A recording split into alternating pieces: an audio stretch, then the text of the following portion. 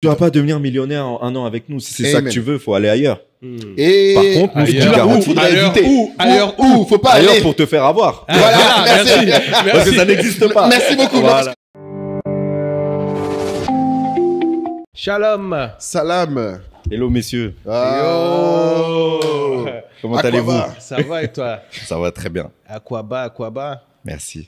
On est vraiment très heureux de t'avoir. Ben oui. Je suis très content d'être là. Spécial à Abidjan, pour ceux qui ne te connaissent pas. Comment tu te présentes maintenant, Loïc? Écoutez, Loïc Montlouis, cofondateur de la Nekao School, qui est un programme qui vise à initier 1 million d'afro-descendants aux notions d'éducation financière, avoir une stratégie d'investissement. Ancien chroniqueur des funérailles des tabous. Ah, ça je savais pas. Ah oui, c'est vrai que tu es sur les funérailles des tabous, c'est vrai, oui. Ouais. Je fais même partie des pères fondateurs. Ah bon, il y a des niveaux là-dedans. Il a dit père fondateur, exactement. Donc, tu as été au milieu de quelques buzz alors. Ah bon? Quelques quoi? Quelques buzz. Ouais, clairement, hein, on a vu la machine naître avant même, on a préparé, comment dire, j'étais là avant même que le premier épisode sorte. Ah bon? Vraiment. J'ai développé le projet avec Ludovic essentiellement et Hervé. Ok. Ah, d'accord. Mais le nom des funérailles des tabous vient de Ludovic et Régis Catalay, Oui. qui est le producteur, le producteur de Business Africa. Ouais. Et ouais, derrière, on a développé le projet ensemble, essentiellement Ludovic, Hervé et moi, pour le premier épisode test essentiellement. Où on a tous coproduit le premier épisode ensemble. Nice. D'accord. Ouais. Ok. Mais du coup, aujourd'hui, ça continue parce que j'avais vu que ça continue. y avait une pause. Ça continue. Maintenant, le producteur de l'émission, c'est Philippe Fabigno. Ah, c'est plus Régis. Non, Ça fait depuis longtemps. Ouais, non, c'est plus moi. Moi, j'ai vraiment été coproducteur du premier épisode. Ensuite. Ah, mais la marque continue avec. Maintenant, c'est Philippe. Ok. Là, aujourd'hui, le producteur, c'est Philippe. Et je trouve qu'il se débrouille très bien. Il a recruté de nouveaux chroniqueurs. Il développe le concept. Et voilà. Maintenant, tu as tout le monde qui fait un peu son projet. À côté, quoi. À côté, exactement. Et toi, donc, Nekao School. Exactement, avec mon podcast Can We Talk. Coproduit avec Monsieur Tracy Enzo, à qui je passe le shout-out, qui est aussi avec moi sur la Nekao School. Ouais. Non, un vrai écoute, duo. Intéressant. Comme vous d'ailleurs, un peu. Ouais, J'ai duo, l'impression. oui. Oui, c'est vrai que moi je trouve que c'est plus cool à deux. C'est vrai, c'est plus sympa. Quand t'as un invité qui te plante, on peut quand même faire les Exactement. Comme je disais, tu sais, Charlemagne d'Agod, il dit « If your show depends on your guest, then you don't have a show ». For real. Ah ouais? For real. Ouais, parce qu'en gros, c'est super. Enfin, on le dit pas assez, mais les guests, c'est un enfer. Oh, c'est relou. C'est pas... C'est relou. Merci, dis-le. Parce que des fois, on se dit, on est seul, mais on n'a pas de chance, les gens sont pas dispo, mais non. Non. Les gens disent oui, après dernière minute, ils viennent pas. Voilà. C'est relou. Et je pense que c'est important de ne pas dépendre effectivement de ces personnes-là. Nous, on s'est dit la même chose, parce que jusqu'ici, on faisait des épisodes toutes les 2 semaines sur Can We Talk, et parce que on préférait avoir des invités. Mais au bout d'un moment, on s'est rendu compte déjà que les épisodes qu'on faisait à 2 parfois avaient tout autant, voire même plus de visibilité que quand on avait certains invités.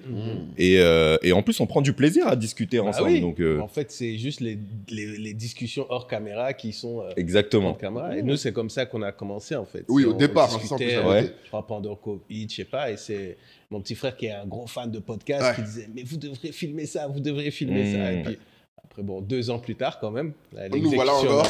Maintenant, on a une mission, tu sais, Entrepreneur Sector Africa, le podcast qui dit tout haut, parce que l'entrepreneur pense tout bas. Très bien. Moi, en tout cas, je regarde. Ok. Ah Cool. oui. Non, j'ai appris pas mal de choses, forcément, puisque je m'intéresse à ce qui se passe sur le continent. Je suis pas venu pour rien, je suis venu parce que... Qu'est-ce qui t'amène à Abidjan? C'est vrai, j'aurais dû te demander. Normalement, t'es un gars de Paname. Qu'est-ce qui t'amène de notre secteur? Non, mais j'envisage de, pourquoi pas, m'y installer l'année prochaine. Cher diaspora, vous venez de perdre un élément. De qualité, en plus, mais nous, on a gagné. Non, mais après, je compte faire des allers-retours, mais voilà, je suis venu en repérage. Pour pouvoir m'installer ici l'année prochaine. Je suis même pas venu pour le business à la base, et c'est ça qui est beau ici, c'est que vraiment il y a plein d'opportunités qui te tombent dessus, alors que je suis même pas venu pour ça. Je suis vraiment venu je suis allé voir les écoles scolaires pour sérieux? mon enfant. Ouais. Je suis allé voir à quoi ressemble la vie ici. Je suis allé voir les électroménagers à Trècheville sur l'avenue 12. Ah ouais, t'es chaud quand même. T'as quand même des insiders. Je suis venu en mission. On s'est croisés au restaurant. Par hasard. Je dis restaurant. Bon, c'était un bon Non, mais point. moi, tu peux On se dire, connaît au j'ai pas de village. secret. J'ai pas de secret, les gars.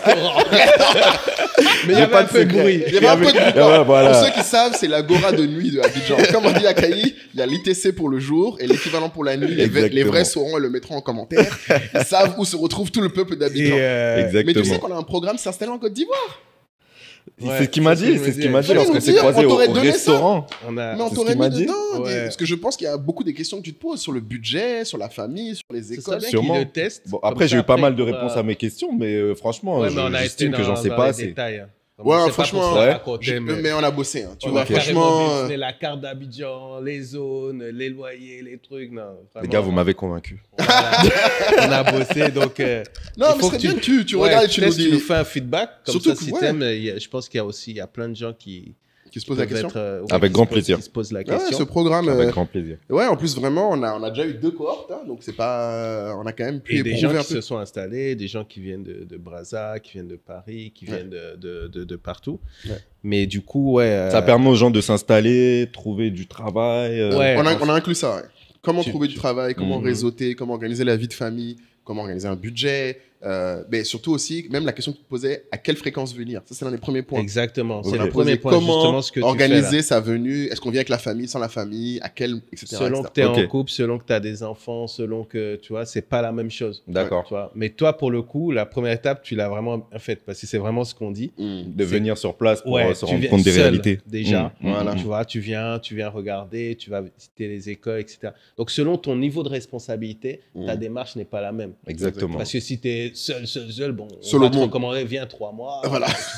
Tu vois. Ouais. Donc, Et à quel point tu es décidé aussi. Parce que, alors, toi, à quel point tu es décidé, c'est aussi ça la question. Parce qu'il y a des gens qui, en fait, ils veulent venir en Afrique, mais peut-être pas décidés sur la Côte d'Ivoire. Ou peut-être même pas décidés sur le départ. Toi, tu as l'air décidé sur le départ, j'ai l'impression. Ouais. De toute façon, moi, à la base, je suis antillais, donc je connais pas vraiment l'Afrique. Mhm, mhm. Fallait que je m'arrête sur un pays qui rassemblait des critères qui potentiellement m'intéressent. Ouais. Mhm. Déjà, d'une, il y a des opportunités ici, d'un point de vue business, économique. Moi, c'est quelque chose qui m'intéresse. Je pense que je m'ennuierais dans un endroit où j'ai rien à faire. Mhm. De deux, l'aspect francophone. Très vrai. Mhm. De trois, j'ai beaucoup de gens de mon réseau Qui sont déjà là. ici, qui sont déjà ici. Ça aide. Forcément, j'ai été connecté avec pas mal de personnes. Black Network. Exactement. Ah, il est dans le Black Network aussi, je savais pas. Oui. Shout out à Donald. C'est ça. L'ambassadeur officieux Shout out d'Abidjan. à- Yep. Ah, mais d'ailleurs, ouais, Donald que j'ai vu, Ouais. également Gaël. Mhm. C'est j'étais avec Oui, Gaël oui, quand Gaël, tu ouais. nous as croisés. Gaël, ouais, carrément. Donc ouais, pas mal de plugs. Ouais. Et à un moment donné, de toute façon, il faut se lancer. J'ai la chance d'avoir une activité digitale. Mm. C'était soit j'allais à Bali, soit j'allais en Côte d'Ivoire. Non, ça c'est même pas un débat ça. Ceux qui disent ils vont à Bali d'aller en Côte d'Ivoire n'ont rien compris. Enfin ça c'est pas sérieux. Non. Bon, les gens vont dire c'est moins cher. C'est juste Ok. ça la hype qu'ils ont. Donc, contre il n'y a pas de Abidjan. concurrence avec un autre pays, alors. C'est- Pour l'instant, non, mais après, je suis pas figé. Ça veut dire qu'on va venir d'abord ici, Mm. on va s'installer, on va voir si on se sent bien. Et puis si on est Ah, attiré un par un enfant, autre c'est endroit. ça Un enfant, ouais, Quel aujourd'hui. âge Il va avoir 3 ans à la rentrée de septembre l'année Ah, prochaine. ok, Il a C'est 2 bien, ans, c'est le 2 ans et bon demi. moment, là, ouais. Exactement, il n'a pas d'attache. Et puis je trouve que c'est une chance pour lui de pouvoir connaître le continent à son âge. Ouais, Mhm. clairement. Pour moi, pour quelqu'un comme moi, c'est tellement loin Mm. de ce que j'ai toujours connu que je trouve que c'est une chance pour lui. Ça, c'est la grande théorie de Moulay. Have black children among black people. C'est ça mon truc. C'est que je pense qu'il faut grandir idéalement non en minorité, en majorité. Déjà que ta couleur de peau ne soit pas le sujet. On est C'est tous vrai. assez différents et C'est vrai. bizarres potentiellement pour que ce soit plus le sujet. Franchement, quand tu peux être là. Donc, Je pense que ça se tient. Mais j'aurais pu, dans la même démarche, aller aux Antilles. clairement. Ah non, Ouais, mais bien moi, sûr. je valide Ah les oui. deux sens. Hein, pour le Mm, coup, tant que la majorité de la population autour est suffisamment noire pour qu'on ne pose pas la question de ton enfant se dise pas le problème, c'est ma couleur de peau. Bismillah. On y Quelles prendra. Antilles, du coup, toi, tu es Je suis martiniquais, madame est guadeloupéenne, donc ça aurait pu être l'un ou l'autre. Ah, Je dis pas que je n'irai jamais, Ouais. mais aujourd'hui, le climat est un peu anxiogène, je trouve. Ouais. mhm. Euh, C'est pas facile. ouais, c'est pas simple. Ouais. Vraiment, je pense qu'à un moment donné, je vais m'y installer. Mhm. C'est juste qu'aujourd'hui, dans la temporalité, je préfère d'abord reconnecter avec la terre-mère Mhm. pour pourquoi pas pouvoir créer des ponts même plus tard entre Afrique et Antilles. Parce que je pense que l'un des gros problèmes qu'on a aux Antilles, c'est qu'on est trop Loin. dépendant et lié à la France. Ah. On n'a Ouais, pas assez de ouais. plugs sur le continent. Et donc, je trouve que ça manque un peu. Tu es en plein océan Pacifique. Pour faire un deal avec le Brésil, tu dois d'abord passer par Paris. Même Cuba, hein. Ouais, Cuba, la Dominique, Haïti. C'est vrai que c'est un peu compliqué. Non, c'est pas loin. Justement, c'est à côté, je veux dire, voilà. C'est à côté, mais il n'y a pas de plug. Il n'y a pas de plug, il n'y a pas de lien. Parce qu'il y a des lois, c'est la France, tu vois, il y a des autorisations, ils détiennent... non, vraiment, ils ont vraiment bloqué le les terrain. centres commerciaux, les supermarchés. Tout leur appartient. Ouais. Tout appartient au béquet. Non, c'est vraiment compliqué. Ouais. Non, mais c'est vraiment intéressant. Et du coup, c'est intéressant que tu dises maintenant ton activité est entièrement digitale. Donc, toi, vraiment, tu as réussi le parcours du créateur de contenu idéal qui vit de son activité. Absolument. Et c'est quelque chose que j'ai visé. Hein. Je ne suis pas arrivé là par hasard. C'est vraiment ce que j'ai voulu mettre en place. Tu faisais quoi avant? Parce que le peuple qui ne te connaît pas un peu. Avant quand? Parce que j'ai fait plein de choses. Hein. Ah, mais tu peux dire, mais. Je suis un vrai couteau suisse. Non, très rapidement. Bon, déjà, jusqu'aux études, je suis allé jusqu'au BTS, que je n'ai pas eu.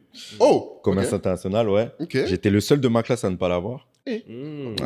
L'ego en a pris un coup. Bon, c'était un peu ma faute. Hein. La deuxième année, j'ai un peu séché. Au moins, tu reconnais. Parce qu'on était en couple, on aimait la vie, on commençait à découvrir les choses. Manger la vie, comme on dit. Manger la vie. Surtout qu'en vrai, j'ai été déçu par mon stage que j'ai fait à la moitié du BTS. Parce que je faisais un BTS commerce international. J'avais pris ce BTS parce qu'on avait dit qu'il y avait un stage à l'étranger. Mais j'aimais pas fondamentalement le commerce. En fait, le commerce international, c'est tout ce qui est transitaire, import-export, les incoterms, etc. Ça m'intéressait pas du tout. Et le stage s'est super mal passé. Le stage, je l'ai fait au Canada et donc ça m'a un peu cassé dans mon truc. Donc du jour au lendemain, je me suis retrouvé dans un bon BTS que je n'ai pas eu, à animateur en centre aéré. Ensuite, j'ai fait de la vente. Je dirais que la vente, j'ai vendu des chaussures à Châtelet, vraiment, pendant longtemps. Sérieux? À Châtelet, ouais. Je vendais des paires de chaussures, c'était moi qui vous vendais les petites paires et tout. Ah bon? Ouais, j'étais un gars de là-bas. Franchement, j'ai fait pas mal. Ça doit te servir encore aujourd'hui. Mais vraiment, mes premiers skills de vendeur, je les ai appris à Châtelet. J'ai travaillé dans la restauration. Deux, trois tips là. Vendeur. Quelle est ta plus grosse leçon dans la vente de chaussures à Châtelet? La plus grosse leçon de vente, je dirais, quand quelqu'un arrive et que la paire est un peu trop petite, t'enlèves la semelle et tu lui dis t'inquiète, tu vas travailler le cuir. Et puis au bout d'un moment, tu pourras remettre ta semelle. Chose qui n'est pas fondamentalement fausse, tu vois, mais ouais, ça fait partie des techniques comme ça. Il y a toujours un moyen, surtout que les gens aiment bien avoir la sensation qu'ils ont des petits pieds. Ah, donc là, tu connais bien ton client, il veut avoir des petits pieds. Voilà, il faut bien connaître son produit, client. Absolument. Parce que tu sais que le produit peut être travaillé. Mais vraiment, j'en ai vu mettre des paires à leur pointure, mais non, ça fait grand pied, j'aime pas. Je dis, attends, je t'emmène la paire en dessous. Ok. On enlève la semelle, essaye. Ah ouais, trop stylé. Je dis, t'inquiète, ça va se détendre en plus. Donc, puis les gens... et puis c'est vrai, ça se détend réellement, mais voilà, ça fait partie des petites techniques comme ça qu'on... Tu vois, les vendeurs, les gens vont penser qu'il y a des techniques de comment tu blagues les gens, alors qu'en fait, non, il faut c'est juste connaître le produit. C'est un compromis. Hein. Ouais. C'est comme ici, c'est la négociation. Dès qu'on arrive ici, c'est pareil. Ah oui, là, t'es servi. C'est des techniques qu'on a appris. Donc, j'ai travaillé dans la vente. Ensuite, je suis parti... parce qu'en même temps, j'étais modèle, donc je suis parti à Londres tenter ma chance. Ah, tu étais modèle. Oui, effectivement... Quand tu ressembles, ça ne m'étonne pas vraiment. Je vois pas de quoi tu parles. À London et tout. À London, ouais. J'ai fait un an à London. Vraiment, t'as vraiment testé plein de trucs. J'ai vraiment testé plein de choses. Mettez les likes. Voilà. J'ai fait un an à London. Donc, j'étais modèle et en même temps, je bossais à Oxford Street, excusez-moi, à Pull & Bear. Ensuite, je suis revenu parce que ça n'a pas forcément fonctionné. Pour commencé la comédie, donc j'ai été acteur également. J'ai tourné des courts-métrages, j'ai produit, j'ai écrit, j'ai fait ça pendant quelques années. En même temps, je me suis mis en couple, raison pour laquelle je suis pas retourné à l'étranger, mais j'ai toujours voulu vivre à l'étranger. Ouais, je vois quoi. Depuis le début de ton stage, tu disais que tu étais l'étranger, donc tu avais cet aspect. Ouais, toujours eu l'envie de vivre. Je crois que j'avais vu un extrait de Can We Talk avec Sako, où justement, j'avais pas compris parce que tu le regardais vraiment avec des yeux où tu te disais... tu vois, t'as été là où je voulais aller, mais en gros, je me suis arrêté. Et, tu vois, et je me suis dit, mais tiens, donc je comprends, c'est parce que t'avais tenté la comédie. Ouais, j'ai été comédien. Je faisais mes propres productions au bout d'un moment sur les réseaux sociaux. Ça fonctionnait très bien. On faisait des millions de vues sur Instagram, sur Facebook. En plus, c'était vraiment des mises en scène. Je faisais pas le clown avec des perruques. On faisait des mises en scène où on aimait bien rendre les situations un peu marrantes, mais parfois même dramatiques. Enfin, vraiment, j'ai mis tout le monde. En plus, je faisais ça avec mon meilleur pote, donc on s'amusait vraiment en tournant. Et j'ai passé vraiment des moments exceptionnels. Sauf qu'en même temps, j'étais en couple. couple. Et à un moment donné, j'ai voulu construire ma vie de famille, faire les choses beaucoup plus sérieusement. Et je rentrais pas d'argent, même si j'avais de la visibilité. Ouais. Donc, c'est comme ça que je me suis mis à chercher différents boulots, poser mes CV un peu partout. Mais quelle est ton introspection à ce moment-là? Parce qu'on a beaucoup de gens aussi, pareil, qui sont là. Au-delà des créateurs de contenu, c'est ta passion, tu veux te mettre all-in, mais de l'autre côté, tu as la pression, tu veux construire quelque chose avec ta conjointe, ton conjoint. C'est un choix. C'est un choix. Mais ton choix, il a été... Mon choix, il a été de me dire qu'il faut que j'arrête de penser qu'à moi. Parce que je suis aussi responsable de la vie de ma femme, de la vie qu'on veut construire, du fait qu'on commence à avoir un certain âge, tu t'approches des 30 ans, tu veux certaines choses dans ta vie. Et la vérité, c'est que ça me minait tellement le fait de ne pas avoir d'argent à ce moment-là que j'en perdais même ma motivation pour créer. D'accord. Ça, c'est quelque chose. Vraiment. On parle pas beaucoup de ça, mais j'imagine que oui, ça doit être une sensation particulière de souffrance, d'être populaire, mais de ne pas réussir à en vivre. Exactement. Ouais, parce que tu es à l'extérieur, on te voit d'une certaine façon, mais chez toi et même ta femme, tu rentres pas d'argent, frère. Donc, c'est comment? Genre, même quand tu veux célébrer ton million de vues, vous regardez après, bon. C'est bien, mais... cool. Du coup, on va célébrer ça au McDo.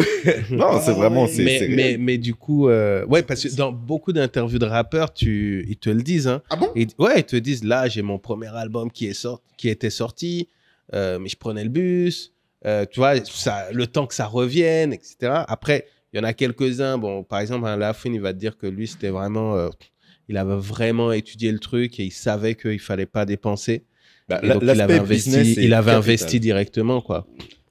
Lafouine, il a vraiment pris en compte l'aspect business tout de suite. Tu vois, comme Booba, sauf que moi, je n'avais pas les notions en business. Moi, je voulais vraiment percer grâce à mon art. Et je m'imaginais qu'au plus quelqu'un allait payer pour ton art. Voilà, à un moment donné, quelqu'un viendrait, me recruterait. Enfin, je me sentais un peu dépendant de quelqu'un qui allait me repérer.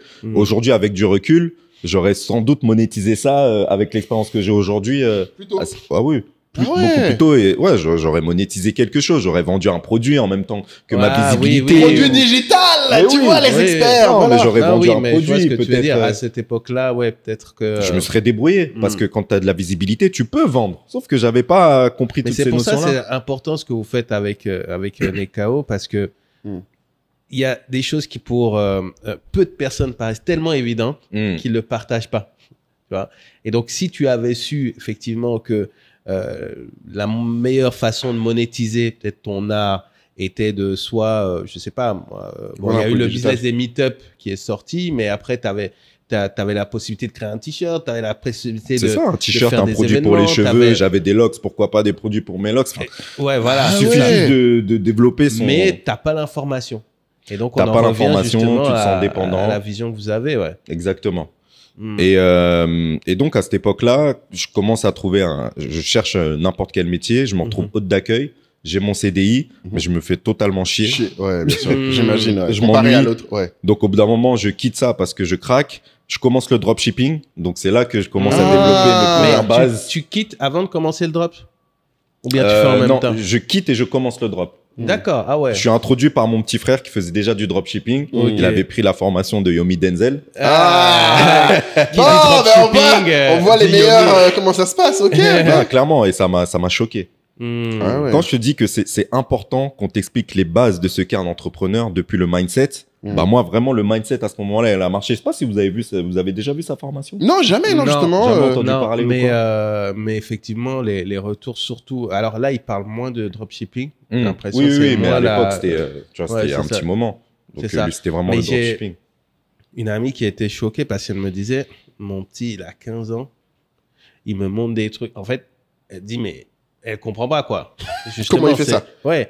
Et elle voit les montants qui se fait quoi. Et c'est juste en fait effectivement en suivant une méthode de manière super rigoureuse. Exactement. Tu suis une méthode, mais avant tout, moi ce qui m'a vraiment fait shifter, c'est de réfléchir comme un entrepreneur.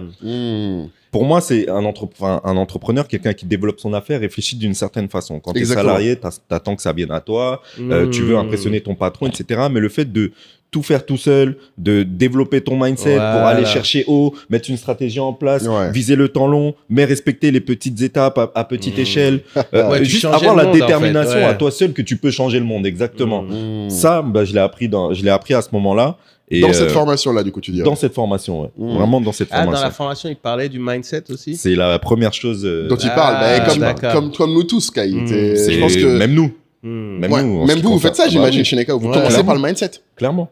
Parce que, alors je trouve que si t'as pas le bon état d'esprit. C'est intéressant parce que beaucoup de gens qui font des programmes ont l'impression que c'est la partie chiante. J'ai l'impression que les gens, quand ils prennent, on leur dit c'est la partie importante. Mais je pense que c'est intéressant que toi, tu donnes ce feedback. Je sais pas si jamais un jour Yomi l'a entendu ou vous avez jamais eu l'occasion d'en parler, mais je pense que c'est intéressant. Quand tu le fais, tu te dis, j'espère qu'il y en a au moins un qui va se rendre compte que c'est là où ça se passe. Moi, pour moi, ceux qui ne le font pas, ce sont ceux qui n'iront pas au bout. Ah oui. Là, on reconnaît l'expérience. Ah oui. Ah oui, non, mais S'ils c'est ne vrai. sentent Parce pas, qu'on va pas se mentir, surtout dans la formation en ligne, tout le monde ne va pas jusqu'au bout. Oui, clairement. Ceux qui vont jusqu'au bout, c'est ceux qui ont le bon mindset. Alors, il y en a qui l'ont déjà. Mais la plupart des gens qui n'ont pas du tout de notion n'ont pas le bon mindset. Et si tu essayes de mettre en place tout ce qu'il y a de plus technique, quand tu te retrouveras face à la première difficulté, tu vas pas réussir à passer la barre parce que tu n'as pas le bon état d'esprit. Juste peut-être expliquer pour ceux qui connaissent pas ce que c'est le dropshipping. Le dropshipping, clairement, c'est de l'e-commerce et ça te permet de pouvoir commercialiser des produits qui viennent d'un autre endroit sans gérer le stock. Exactement. Ça veut dire que dès que quelqu'un commande ton produit, le produit arrive directement du pays jusqu'à chez la personne. Et donc, toi, derrière, ça te permet de pouvoir... Tu as juste le marketing à pousser, en fait. Exactement. Tu as juste le marketing à pousser. Pour info, c'est une des choses qu'on voulait pousser avec Anka, d'ailleurs. Enfin, on a des gens qui font du dropshipping avec Anka. Parce que les gens pensent que c'est forcément Shopify, mais en fait, tu peux le faire même d'Afrique. Comme tu as décrit, tu peux avoir un produit en Afrique. Il y a quelqu'un qui vend du produit de chez B, par exemple. C'est des trucs de chez B pour les... Je crois que les cheveux, si mes souvenirs sont bons, et tu peux en fait dire, toi, tu es en France, ton produit est... alors, personne vend du Tchad, par exemple, ou de Côte d'Ivoire, et les acheteurs sont en France ou aux États-Unis, et quand ils te payent, toi, tu fais expédier avec DHL depuis la Côte d'Ivoire. Donc, le dropshipping est très connu de Chine vers le reste du monde, mais on a un jour, j'espère, du dropshipping d'Afrique qui viendra. Ça me surprendrait pas. Enfin, ça m'étonne même que ce soit pas bien implanté, mais ça m'étonne pas du tout. Je trouve ça très bien. Après, l'objectif assez rapidement quand même, c'est de pouvoir brander ta marque, avoir tes entrepôts, etc. Mais ça, c'est dès lors que tu commences à avoir assez de cash flow pour pouvoir te professionnaliser. Et c'est d'ailleurs ça maintenant aujourd'hui qui mettent en avant. Ça fonctionnait avant le dropshipping, mais aujourd'hui, c'est plus dur. Voilà, c'est attendre 2-3 semaines pour avoir ton produit dans un emballage pas forcément optimal. Tu peux pas vraiment décoller. Mais nous, en tout cas, à notre époque, on a pu faire des opérations pas mal. Hein. Ah bon, faire un peu d'oseille dedans. Mais franchement, ouais, on a été surpris. On a eu des coups de bol. Mais je me souviens qu'à un moment donné, on vendait des produits cosmétiques pour la peau. Je dirais pas ni le nom de notre marque, ni... Pourquoi? Attends, tu me tues avec les dropshippers. Ils aiment pas faire ça en mode non, parce qu'on va voler notre nom, les gars. C'est ça, voilà, c'est ça l'histoire. Vous êtes tapé avec... On sait pas. En vrai, on sait pas. Imagine, il y a quelqu'un qui a pris mon produit à l'époque, qui a pas été satisfait. Enfin, non, je vais pas... parce qu'en plus, c'est faceless en général. Les gens savent pas que c'est vous. Non, on sait pas qui est derrière. Ah, intéressant. On ne sait pas qui est derrière. Mais j'ai travaillé avec des influenceurs, du coup, à cette époque-là. On a travaillé, parce que je me suis lancé avec mon petit frère et mes 2 cousins. Et je me souviens que pour un influenceur, on l'avait payé 700 € pour la pub et elle nous avait rentré en une story. Peut-être 2500, 3000 € sur un produit qui valait 19 €. 19,99. Attends, divisé par 1, ça nous fait un généreux 125 ventes, c'est pas dégueulasse. Sur une story, ça veut dire un truc qui dure 24 heures. Toute la journée, ton téléphone fait ching, ching, ching, ching, ching. Ah, c'est agréable. Tu commences à entendre le... Là, vraiment, j'ai cru que j'allais être riche à ce moment-là. À ce moment-là, t'as dit, l'argent. On a la recette. Et c'est là que je me suis rendu compte que c'est pas forcément ton nombre de followers qui va qui va te faire convertir. Parce que elle, pour le coup, elle avait pas énormément de followers, mais comme elle venait d'intégrer une nouvelle télé-réalité qui était visionnée à ce moment-là, il y avait beaucoup de following. Mais derrière, on a travaillé avec d'autres personnes qui avaient des millions de followers, donc 10 fois plus. Et ça qui nous ont fait une dizaine de ventes. Waouh. Et donc de là, je me suis rendu compte que avoir du following, ça veut pas dire avoir une communauté engagée. Bien sûr. Tu as des personnes qui sont suivies juste parce qu'elles ont de belles formes. Ouais, c'est lifestyle. Il n'y a pas de trust derrière, il n'y a pas de confiance. Donc le vrai challenge quand tu fais du dropshipping et que tu veux travailler avec de l'influence, parce que tu as aussi de l'ads, mais quand tu veux faire du marketing d'influence, il faut vraiment chercher des personnes qui avant tout ont une communauté.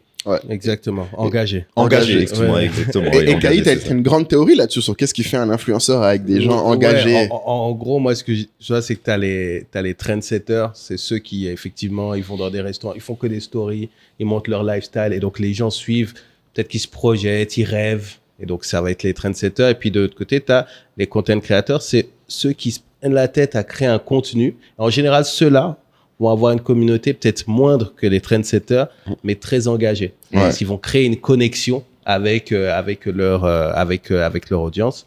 Et après, moi, il y a aussi ceux que j'appelle j'aime bien appeler les arty, c'est-à-dire que c'est des gens qui ils sont pas là pour avoir une communauté, mais de par leur talent, parce qu'ils sont peintres, parce qu'ils sont dessinateurs, parce qu'ils sont DJ, C'est vrai. ben, les gens les suivent. Complètement. Et donc, quand tu es une agence de com comme nous, ben, du coup, c'est que tu vas essayer d'identifier, mais surtout dire au client, en fonction de ton objectif, c'est pas la même personne. Parce que le client, il va vouloir la personne qui est, enfin, le trendsetter du moment, et il va lui demander, je voudrais qu'il me fasse une vidéo. Il fait jamais de vidéo. Il fait jamais de vidéo. Ouais, c'est pas son truc. C'est pas son truc. Donc, son audience ne va pas répondre. Voilà. Mais du coup, par contre, celui-là fait de très bonnes vidéos. Ouais, mais l'audience, etc. Tu vois. Donc, en fait, c'est cette bataille-là qui nous pousse à essayer de rendre le truc un peu scientifique pour que les clients comprennent. Mais c'est pas gagné. Mais ce qu'on comprend, en fait, dans ton parcours, c'est que chacune des étapes, finalement, j'arrive chaque fois à voir en quoi c'est utile pour Nekao. Absolument. Parce que là, tu Vraiment. vois, on voit que tu arrives dans le drop. Au-delà de ce que tu as pu gagner. Je comprends le marketing digital. Voilà, tu vois, tu rentres Complètement. dans ça. Et je suppose que c'est là que tu dis, avec cette compétence, je peux faire énormément de choses. Exactement, clairement. Je sais pas où ça va me mener, mais j'apprends énormément de choses et tout ce qui fait qu'aujourd'hui, on en est là où on en est aujourd'hui. Pas que grâce à moi, parce que Tracy aussi a son parcours qui vient complémenter. Et c'est là que vous vous retrouvez à ce moment-là? Non, pas du tout. Là, encore un peu. non, parce que suite à ces expériences en dropshipping qui finalement, ça finit pas très bien.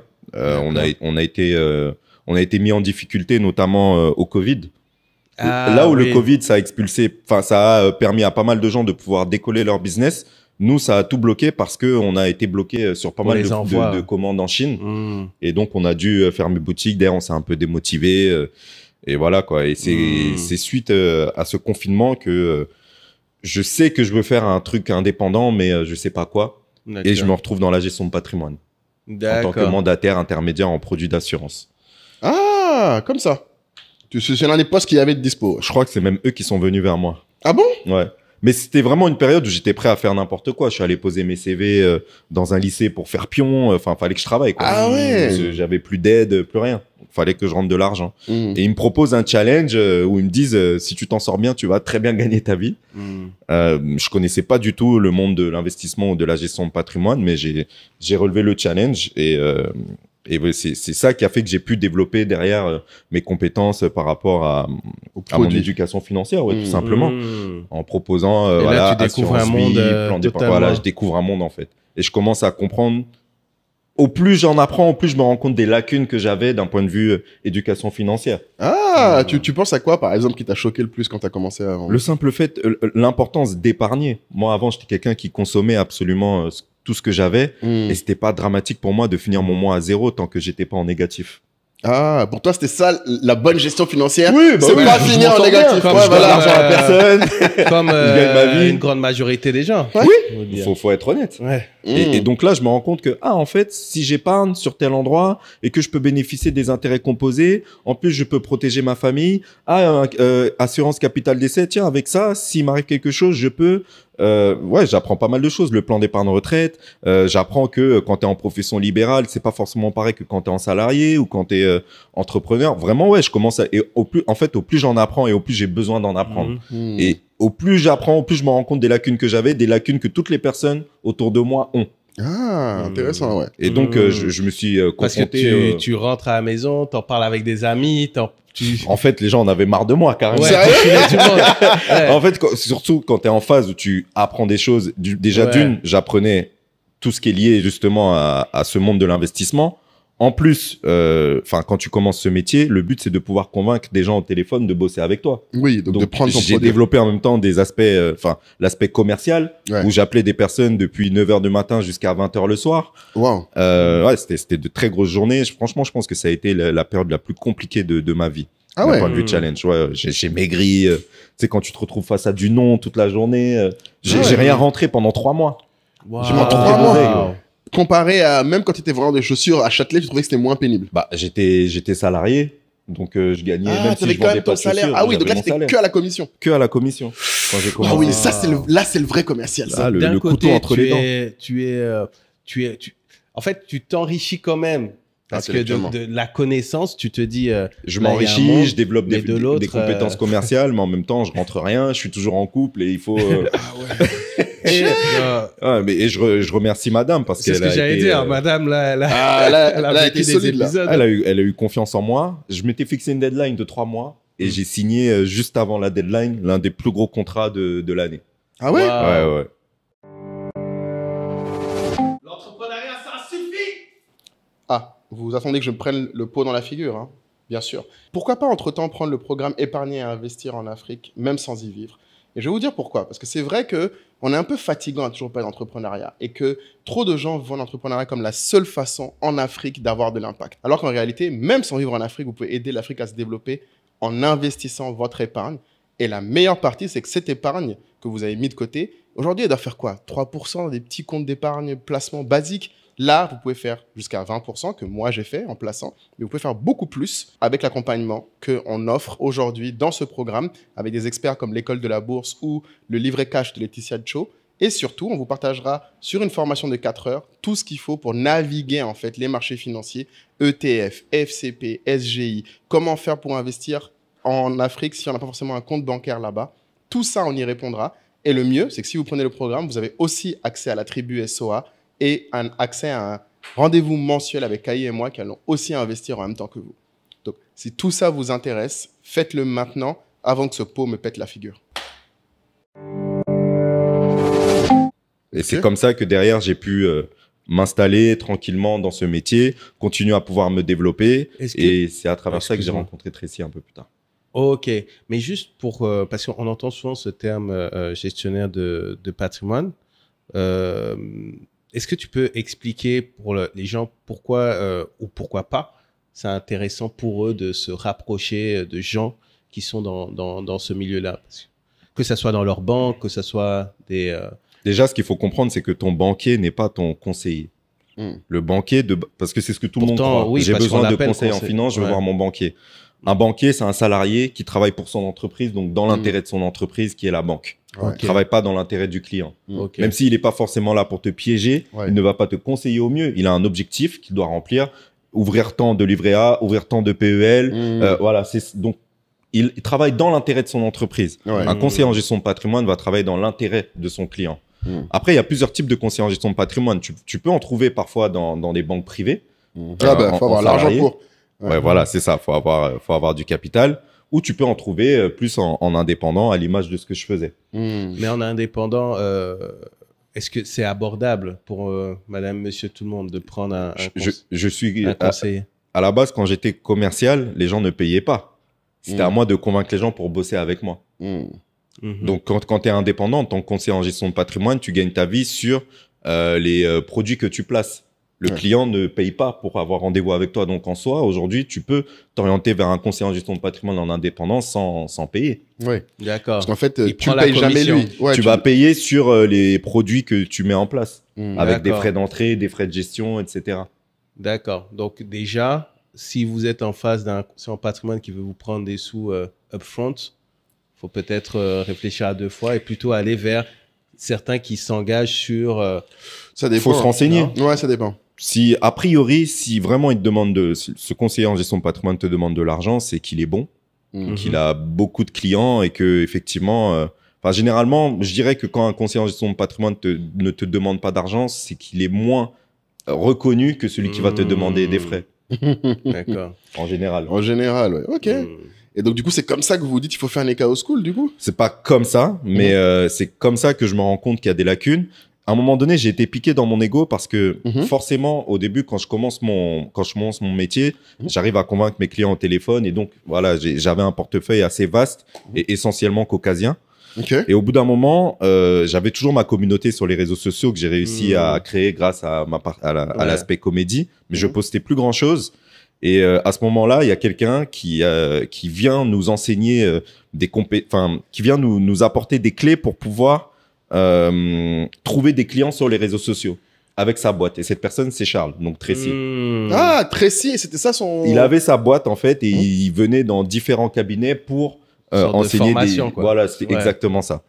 Et en discutant avec lui, il me dit, mais tu sais, parce que moi, j'ai dit que j'avais peur de proposer, de montrer un peu ce que je faisais, de sensibiliser sur l'éducation financière, parce que ma communauté, je ne l'ai pas du tout attrapée de cette façon-là à la base. Ah, oui. Et j'ai peur qu'ils ne comprennent pas, qu'ils m'unfollow, qu'ils me boycottent. Et lui, ce qu'il m'a dit à ce moment-là, je me souviens que ça a vraiment créé un shift dans mon cerveau. Il m'a dit, mais au pire, ceux qui veulent t'unfollow, ils t'unfollow. C'est fini. Donc, pas eux qui remplissent ton frigo. Voilà. Tu perds pas grand-chose. Eh oui. À perdre des followers. Vraiment pas. Et franchement, quand j'ai commencé à faire ma création de contenu sur l'éducation financière pour sensibiliser, j'en ai pas tant que ça qui m'ont unfollow. Hein. Les gens ont tout de suite adhéré à ce que je disais, parce qu'en même temps, ce que je dis, c'est vrai. Et puis eux aussi, ils ont peut-être grandi aussi en même temps que toi. Exactement. En âge. Eux aussi, ils ont les mêmes problèmes. De rigoler A priori, tout le monde a des problèmes d'argent. Ils aimaient bien rigoler avant. Ça rigole bien, mais maintenant, ça commence à dire, bon, c'est marrant de rigoler, mais à un moment, qu'est-ce que je fais de ma vie, quoi. J'ai senti que les gens ont bien aimé, en fait, me voir comme ça. Les gens ont bien aimé, ça a vraiment bien été reçu.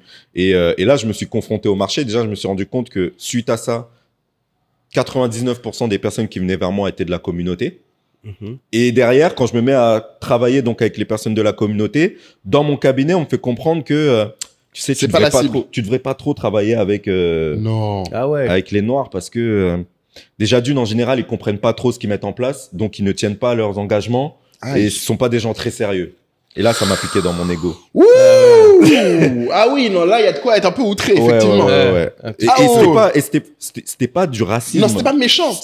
Ils m'ont pas dit ça avec méchanceté pour dire les Noirs, vous êtes... Genre, ils te donnaient vraiment un conseil. Ils parlaient de leur expérience, en fait, tu vois. Et ça m'a piqué. Je me suis dit, mais... Ok, si le problème, c'est qu'ils ne tiennent pas, pour moi, c'est parce qu'ils n'ont pas la connaissance. Et c'est comme ça que petit à petit, je me suis mis vraiment à sensibiliser et à relever ce challenge.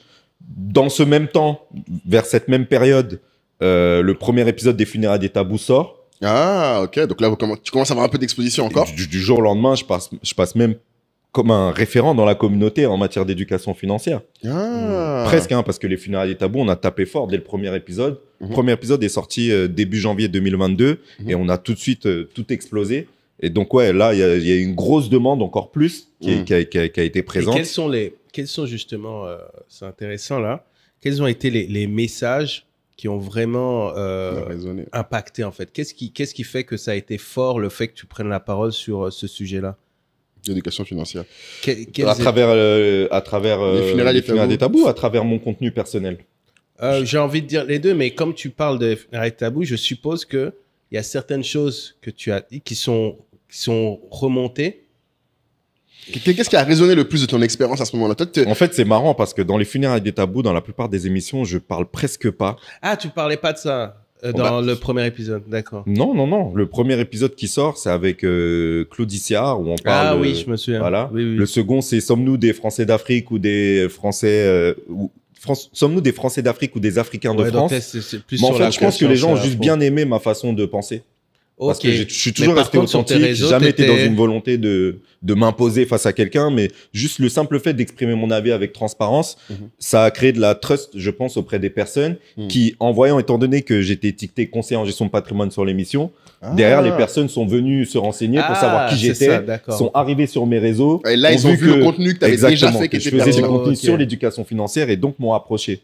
Mais sur les Funérailles des Tabous, je parle presque jamais de finance. Donc, je repose ma question alors sur ton contenu. Quand tu as commencé à t'exprimer sur la gestion de patrimoine, quels ont été les 2-3 sujets en fait, qui ont résonné fortement au sein de la communauté? Je pense que ça a juste été ma façon d'expliquer les choses. Parce que jusqu'ici, le monde de la finance, ça a été tellement complexifié de par son vocabulaire que la plupart des personnes ont des blocages et des croyances limitantes.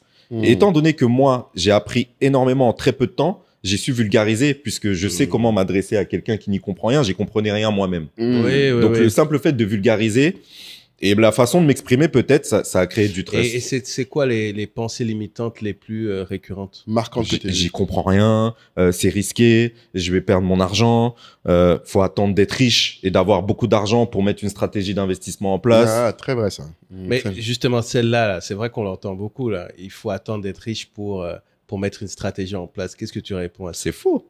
Oui, mais... Dès lors que tu gagnes de l'argent, tu dois mettre une stratégie en place. Et c'est ce que j'ai vu quand j'ai commencé la gestion de patrimoine. Tu as des étudiants qui gagnent 900 € par mois et qui qui viennent dans nos cabinets pour commencer à mettre en place une assurance vie, faire travailler un peu de l'argent, même le simple, parce que en fait, mettre une assurance vie en place, ça va te permettre de te créer une épargne. Tu te dis que dans 5 ans, tu vas pouvoir avoir ton apport pour pouvoir, pourquoi pas, investir dans l'immobilier ou financer autre chose. Et ouais, dès que tu as tes premiers revenus, tu devrais mettre une stratégie en place. Ah oui, mais ça, c'est une question qui m'intéresse. Est-ce que toi, bon, j'imagine que tu décris beaucoup de caucasiens, du coup, qui ont cette logique. Oui. Malheureusement. De par mon expérience. De par ton expérience, vraiment, juste. Est-ce que tu as le sentiment que c'est quelque chose qui leur a été appris? Ou est-ce que tu as le sentiment que c'est quelque chose qu'ils ont découvert? Je sais pas comment. Non, je pense que c'est quelque chose qui leur a été transmis. Ah, dans un cadre familial. Tu as vraiment eu cette impression-là? Parce qu'ils te disaient, on m'a dit qu'il faudrait que je fasse ça, ou est-ce que c'était. Ouais, enfin, c'est surtout que tu sens que c'est naturel, quoi, de penser de cette façon-là.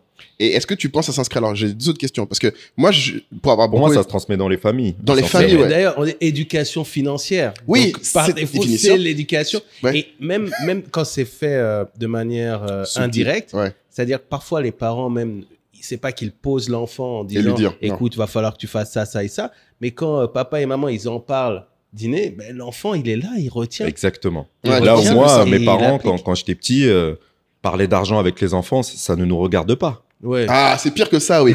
C'était ça, moi. C'est ça, ouais, t'as raison, parce que beaucoup d'Africains, moi, le sentiment que j'ai eu, en tout cas moi, c'était même pas. Les gens ne parlaient d'argent devant nous que quand il y avait des problèmes. Donc, c'était jamais un truc agréable de parler d'argent. Et le pire, c'est que si tu posais une question dessus, on te dit, ça te regarde pas. Exactement. Limite, c'est pas ton problème. Ou tu verras ça quand tu seras plus grand. Ouais. Mais ça, d'un point de vue psychologique, qu'est-ce que ça veut dire? Parce que ça a un effet. On dit que tout a des effets quand tu grandis. Quelque part, tu vas dire, OK, l'argent, c'est quelque chose de problématique. Ouais. Et tu vas dire, c'est quand je serai grand, c'est quand j'ai de l'argent. Voilà. Et quand tu auras de l'argent, mais qu'est-ce que tu fais? En fait, tout ça, c'est psychologique, mais c'est pour ça quand on se retrouve à avoir de l'argent en main, on le brûle. C'est parce qu'on le lie à quelque chose de problématique. Donc, il faut qu'on le dépense. On ne peut pas le garder en main. C'est comme un... Ouais, ça devient un problème, quoi, l'argent. Clairement. De par ces petites choses-là qui sont implémentées dès qu'on est petit. C'est pour ça que nous, ce qu'on dit dans la Nekao School, c'est n'allez pas dire à vos enfants, c'est important de gérer votre argent. Gérez vous-même votre argent. Parlez-en avec transparence et vous verrez que votre enfant, de toute façon, il va apprendre à travers ce que vous faites. Mais ça sert à rien de lui dire... Parce que des fois, on nous dit, pourquoi vous faites pas une formation pour les enfants et tout? Moi, je dis d'abord, prends une formation pour toi. c'est toi qui vas former ton enfant. T'inquiète pas pour lui. C'est super intéressant. C'est réel. Parce que là, tu vois, on a fait un épisode parentalité et je pense qu'un des points que les gens négligent, c'est que l'éducation, c'est pas ce que tu dis, c'est ce que tu fais. Exactement. Les gens pensent que si tu dis quelque chose à un enfant, ça va le guider. Peut-être, mais le plus probable, c'est qu'il regarde ce que tu fais. Surtout. C'est parce que, ouais, t'as raison, éduquer un enfant, c'est pas lui dire ça. C'est pas le bourrer de connaissances. Non. C'est faire. C'est faire. Et je pense que c'est pareil pour un adulte. À un moment donné, quand tu vois qu'il y a des incohérences entre ce qu'on te dit et ce que tu vois ton parent faire, forcément. Ils sont smart, hein. Et encore plus, je pense, c'est intéressant ce que tu dis parce que c'est à tous les niveaux. Même un adulte, il n'apprend pas en accumulant de la connaissance. Et c'est ce que moi, c'est ce que nous, on essaie de vendre dans nos programmes. C'est que, tu vois, on n'a pas fait un programme, par exemple, s'installer en Côte d'Ivoire en disant, voilà toutes les infos qu'il faut avoir. On a fait un programme axé sur l'action. Il faut que tu fasses des choses à chaque étape pour que tu apprennes. Sinon, en fait, tu fais que stocker de l'info. Ouais, tu fais que stocker de l'info, t'apprends rien. Complètement. Et c'est un truc qui m'intrigue, moi, dans Nekao School, parce que là, ça fait combien de temps que vous faites Nekao School, du coup, maintenant? Ça fait 1 an. 1 an et demi. On a sorti notre programme. Ouais. Et du coup, à ton avis, aujourd'hui, c'est quoi un peu les retours que tu as parce que quand vous l'avez lancé, vous êtes dû quand même ou être agréablement surpris ou au contraire... On a été agréablement surpris. Après, il faut dire qu'on a bien bossé. Parce que pendant 1 an, on a fait des lives tous les mardis soirs pour sensibiliser sur l'éducation financière. Tous les mardis soirs un live. Ouais, c'était de 22h à minuit. Les Nekao Live. On a charbonné. Chaud, hein. Ça, c'est du vrai. On a charbonné. Ah oui, c'est du charbon. Et ça a été une expérience incroyable parce que ça nous a permis déjà de comprendre les vraies problématiques de nos clients et donc en même temps de pouvoir peaufiner notre formation. Ça nous a permis aussi de créer du trust parce que les gens ont vu qu'on s'y connaissait, tout simplement. Hein. 1 an comme ça. Mais ouais, pendant 2 heures, tu échanges avec les gens sur différentes problématiques, l'argent dans le couple, l'argent à titre personnel, l'immobilier, la bourse, la crypto, on a tout brassé pendant 1 an. Ah ouais. Et ça, donc, ça a vraiment créé de la confiance et ça a fait que dès qu'on a sorti notre programme, on a tout de suite pu vendre. Et on n'avait pas des millions de personnes sur live. Hein. C'était parfois Bon, les meilleurs lives, on a pu atteindre 200, mais il y a des lives où on était 15-20 personnes. Et vous teniez le rythme. Ouais, parce qu'on s'était engagé. C'est ça qui est important. Non, mais c'est ça la constance. On aime ça. Les gens, là, s'ils vont maintenant sur l'Instagram de Nekao, qu'est-ce qu'ils vont voir? Ils vont voir le gala. C'est ça. Ils ont fait le gala, là, il y a quelques Exactement, semaines. on a fait le Nekao Gala il y a un mois. Tout le monde est bien sapé, tout le monde, une belle salle. C'était un moment magique. C'est ça, bon, c'est ça. Ce qu'ils vont se dire. Ouais. Mais les 15 personnes dans le live, là. Et ce sont ces 15 personnes-là qui ont été nos premiers clients. C'est ça qu'il faut dire. Et quand tu as tout de suite du client, ça te permet derrière de pouvoir développer ton truc et de pouvoir réinvestir tout de suite dans ton projet pour pouvoir t'étendre. Donc, ça a été ça. La grande phrase sur votre site, c'est on veut que notre communauté passe de consommateur à propriétaire des marques qu'ils utilisent. On veut vraiment passer de consommateur à une communauté de valorisation qui sait valoriser. Et quand tu dis qu'on a une communauté de consommateurs, qu'est-ce que tu entends par là? Déjà, on va pas se mentir, de base, la majorité des êtres humains sur Terre sont consommateurs. Ouais, ce n'est pas lié qu'à c'est pas qu'aux Africains, déjà. En France, tu as 70% de la population qui n'a pas de stratégie d'investissement et qui juste met son argent de côté, mais sur un livret A ou un PEL, rien de plus. Maintenant, je pense que dans la communauté, on est un peu plus de 70%. D'expérience, parce que les statistiques ethniques sont interdites en France, mais je pense que 90 à 95% des personnes que j'ai pu accompagner dans la communauté n'ont pas de stratégie d'investissement et ne connaissent pas les différents produits. Ouais. Et donc, ils ont même pas... Est-ce qu'ils ont de l'épargne? Parce que je pense qu'il y a deux niveaux. Il y en a qui ont de l'épargne, parce que c'est ça. Et il y en a qui n'en ont pas. C'est ça. Je pense que c'est ça qu'il faut que les gens saisissent un peu de ce que moi j'ai. Il y en a beaucoup qui ont de l'épargne. Ouais. C'est ce que j'ai remarqué, c'est que les plus pertinents, et donc la minorité va avoir de l'épargne, mais ils n'ont pas de stratégie d'investissement qui est le niveau supérieur. Parce que beaucoup de gens que moi je connais thésaurisent. Ce qui est normal, parce qu'ils ont eu Ce qui est bien. Ce qui est déjà un début. Ce qui est la première étape, c'est qu'en fait, les gens ont eu assez de difficultés pour comprendre qu'il leur fallait un petit peu d'épargne d'urgence. Sauf que cette épargne d'urgence prend une taille. Ah, c'est plus une épargne d'urgence. Ouais. Trésor de guerre. Je sais pas. Ah, c'est le livret A plein, le PEL plein. Il y en a, hein. Il y en a qui ont des statuts cadres, qui s'en sortent bien, qui sont propriétaires et qui se disent que c'est ça la réussite. C'est avoir mon compte en banque qui gonfle et être propriétaire. Et toi, tu leur dis quoi à cela? Moi, je leur dis que non, ce n'est que le début. Ce n'est que le début. Aujourd'hui, en vrai, est-ce que tu as besoin d'avoir 50 000 euros sur ton compte? Ok, ça te rassure, ok, tu es content, tu regardes ton compte, tu es content, mais cet argent-là, il pourrait travailler. Au lieu de ça, il se dévalue avec l'inflation. Donc, tes 50 000 euros d'aujourd'hui, ils vaudront 10 fois moins dans 10 ans. Et enfin, pas 10 fois moins, mais vous m'avez compris. Probablement 3 fois moins, pour être très réaliste. En fait, que les gens sachent qu'on rigole pas, par contre. Non, on rigole pas. C'est quand même 3 fois moins. Dans 10 ans, je crois qu'au rythme auquel va l'inflation, surtout maintenant, avec du 5% composé, ouais, peut-être 2 à 3 fois moins. Donc l'argent sous le matelas. Non, mais clairement, faut pas, parce que c'est de l'argent qui gèle. Et en vrai, l'objectif, c'est quoi dans la vie? C'est de pouvoir travailler pour l'argent, certes, mais c'est aussi de pouvoir faire travailler ton argent. Et c'est pas si compliqué que ça. Tu peux avoir des placements immobiliers, mais moi, je dis que tu construis ton patrimoine sur un triptyque. Immobilier, la partie assurance, surtout quand tu es en France, et les placements liquides. Et l'avantage d'avoir des placements liquides, c'est qu'a priori, si tu as besoin de liquidité, tu peux tout de suite récupérer ton argent. C'est vrai. C'est le cas quand tu as des placements en crypto, quand tu as des placements en bourse, etc. etc. Oui, alors que l'immobilier, tu dois revendre. Vous vous focalisez sur ces trois-là. Essentiellement aujourd'hui, hein, parce qu'on est vraiment sur l'initiation. Mais on est aussi en train... On va dire que c'est le premier étage de la fusée Nekao. Parce qu'on prépare aussi les suivants.